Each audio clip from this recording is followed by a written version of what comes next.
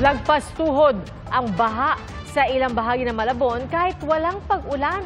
At ang dahilan, high tide. At ang navigational gate doon na noong Mayo pa raw nasira. Saksi, si Jamie Santos. Walang ulan at tirik na tirik ang araw kanina, pero baha ang bumungad sa mga taga-Malabon. Sa labas ng tahanan ni Jingjing Estilo sa Magsaysay Street, San Agustin, lagpas tuhod na ang tubig. Dahil din sa taas ng baha, apektado ang maliit na negosyo. Pinasok din kasi ng baha ang kanilang pwesto. Perwisyo para sa tricycle drivers, hindi sila nakapasada.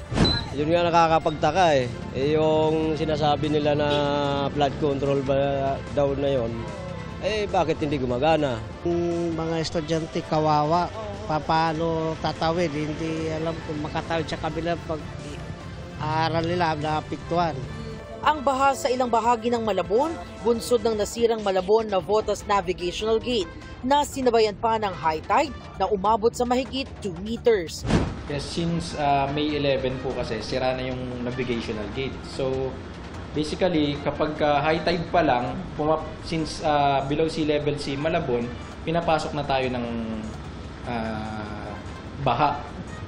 Hanggat hindi po siya nagagawa, so high tide pa lang, hindi na makayanan ng mga pumping stations po natin.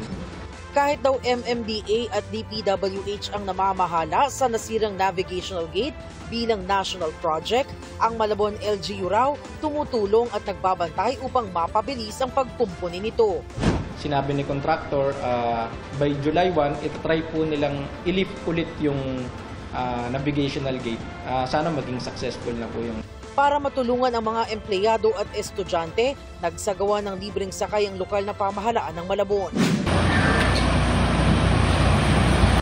Hindi rin nakaligtas ang ilang bahagi ng Bulacan sa high tide.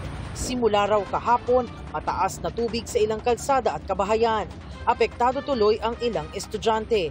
Si Aaron Kyle Janicio, itinulak na lang ang bisikleta pauwi sa Balagtas mula sa paaralan niya sa bayan ng Bulacan. Masyado po siya mahirap kasi po yung pressure po ng tubig. Kung pwede naman po yung mga ilog po pwede po linisin or pataasan pa po yung mga like yung Panginay po ay yung Matungaw.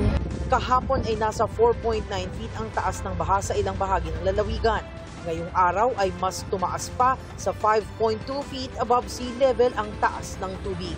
Para sa GMA Integrated News, ako si Jamie Santos, ang inyong saksi. Mga kapuso, maging una sa saksi. Mag-subscribe sa GMA Integrated News sa YouTube para sa iba't ibang balita.